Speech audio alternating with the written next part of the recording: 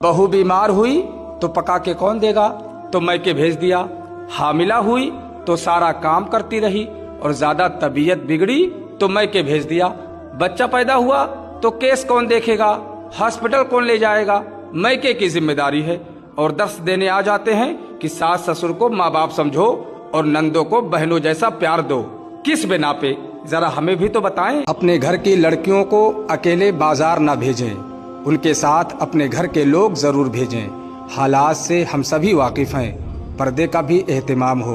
और ख़ास बात, किसी दुकान पर अगर कोई सामान ना मिले तो अक्सर दुकानदार मोबाइल नंबर मांगता है कि आपका पसंदीदा सामान आने पर कॉल करूंगा, ऑफर आने पर कॉल करूंगा। तो ऐसी सूरत में घर के ही किसी मर्द का नंबर देने के लिए लड़कियों को हिदायत करें। लड़कियों का अपना मोबाइल नंबर ख़ास तौर पर गैर मर्द को देने से मना करना ज़रूरी है।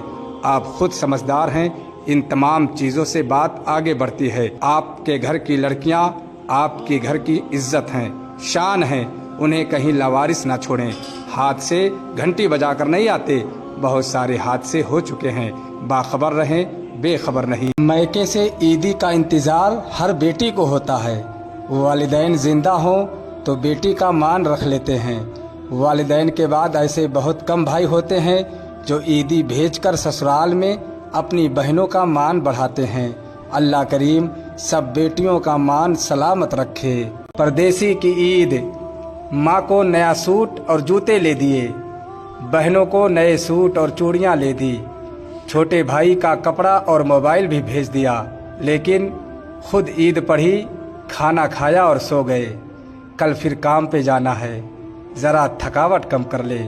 परदेसी की ईद, ऐसे भाइयों को मेरा दिल से सलाम। ससुराल में रहने वाली अक्सर औरतों की औकात उस चींटी जितनी भी नहीं होती जो कम से कम अपनी मर्जी से खाती पीती और सोती जागती है। सुनो, सबकी बात तो मैं नहीं कर रहा हूँ। कुछ लोग ऐसे हैं कि बहू को एक कमरा तक नहीं मिलता जिसमें वो सुकून की चंद घड़ियां गुजार ले। अगर बदकिस्मती से साथ वॉशरूम अटैच हो तो सब अदब आदाब भुलाकर वॉशरूम के बहाने बहू के कमरे के चक्कर लगाते हैं। अभी वक्त है, सुधर जाओ। शौहर बीवी की हर ख्वाहिश पूरी कर दे, लेकिन बेटी मैके से अपनी ईदी का इंतजार जरूर करती है। माँ बाप के बाद ये उम्मीद भाई से होती है। अल्लाह पाक सबके तमाम रिश्तों को महफूज रखे। ईद के लिए अगर आपकी बीवी शॉपिंग कर रही है, ज्यादा से ज्यादा खर्च कर रही है ना, तो घबराए नहीं। हजरत आयशा रदियल्लाहु ताला अन्हा फरमाती हैं कि अगर औरत अपने शौहर के माल से कुछ खर्च करे और उसकी नीयत शौहर की पूंजी बर्बाद करने की ना हो तो उसे खर्च करने का सवाब मिलेगा। सुभान अल्लाह। और शौहर को भी उसका सवाब मिलेगा क्योंकि उसने कमाया है। और खजांची का भी यही हुक्म है, एक का सवाब दूसरे के सवाब में जर्रा बराबर भी कमी नहीं करेगा।